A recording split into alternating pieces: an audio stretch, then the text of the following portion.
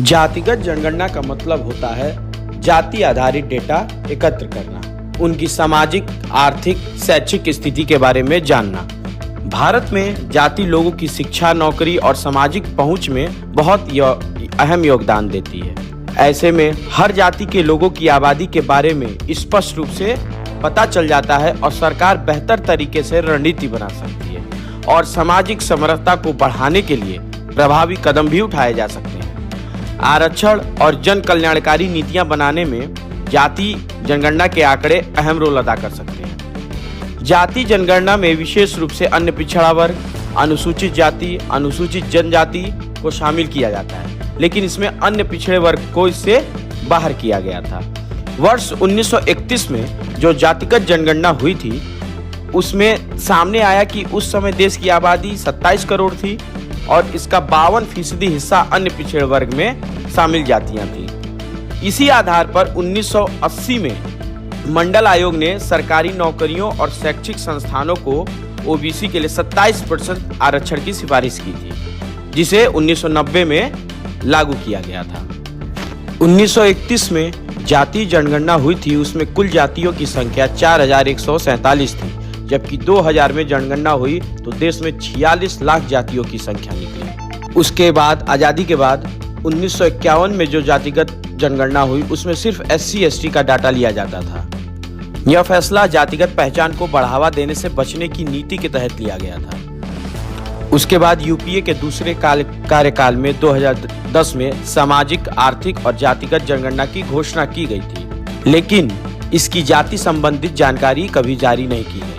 आपको बता दें कि 2023 में बिहार में नीतीश कुमार की सरकार ने जातिगत सर्वे जारी किया था, जिसमें ओबीसी और अन्य पिछड़ा वर्ग की आबादी 60% से ज्यादा बताई गई। वहीं कर्नाटक में 2015 में सिद्धारमैया की सरकार ने जातिगत सर्वे किया था और 2024 में तेलंगाना में कांग्रेस सरकार ने ये सर्वे किया। विपक्ष का वही कहना है कि भाजपा नेता या भारतीय जनता पार्टी जातिगत जनगणना के विरोध में है। वहीं गृह राज्य मंत्री नित्यानंद राय ने संसद में कहा था कि केंद्र सरकार SC/ST के अलावा अन्य जातियों की गिनती नहीं कराएगी, लेकिन 30 अप्रैल को मंजूरी के बाद केंद्रीय मंत्री अश्विनी वैष्णव ने इसे कांग्रेस की नीति से पलट बताया और कहा कि कांग्रेस ने लंबे समय से अपने कार्यकाल में कभी जातिगत जनगणना नहीं कराई। जैसा कि आपको पता है कि प्रधानमंत्री नरेंद्र मोदी की अगुवाई वाली राजनीतिक मामलों की कैबिनेट समिति ने 30 अप्रैल को आगामी जनगणना में जातियों की गणना को मंजूरी दे दी है। यह एक आश्चर्यजनक निर्णय है। विपक्ष इसका समर्थन भी कर रहा है और लोकसभा में प्रतिपक्ष के नेता राहुल गांधी का कहना है कि सरकार इसकी समय सीमा तय करे। वहीं विपक्षी सारे दलों का कहना है कि हमने सरकार पे ये दबाव बनाया कि वो जातिगत जनगणना के लिए फैसला ले। वहीं सपा प्रमुख अखिलेश यादव ने कहा है कि ये पीडीए की 100% जीत है। पीडीए मतलब पिछड़ा, दलित, आदिवासी। अखिलेश यादव का कहना है कि हम सबके दबाव से मोदी सरकार ने ये फैसला लिया है और उनका ये भी कहना है कि बीजेपी इसे चुनावी मुद्दा नहीं बनाए।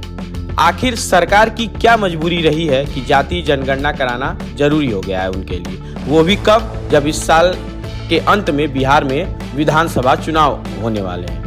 क्या बीजेपी हर जातियों को अपना वोट बैंक बनाने के लिए कदम उठा रही है? ब्राह्मणों और बनियों की पार्टी कहलाने वाली बीजेपी अब हर वर्ग को साथ लेकर चलना चाहती है। कुछ दिन पहले ही आरएसएस प्रमुख मोहन भागवत और प्रधानमंत्री नरेंद्र मोदी और ये कयास लगाया जा रहा है कि बिहार के लिए ये मुलाकात बहुत खास है, क्योंकि बिहार में विधानसभा चुनाव होने वाले हैं। देखना है कि इस फैसले से भारतीय जनता पार्टी को कितना लाभ मिलता है या फिर विपक्ष इसका फायदा उठाती है। धन्यवाद।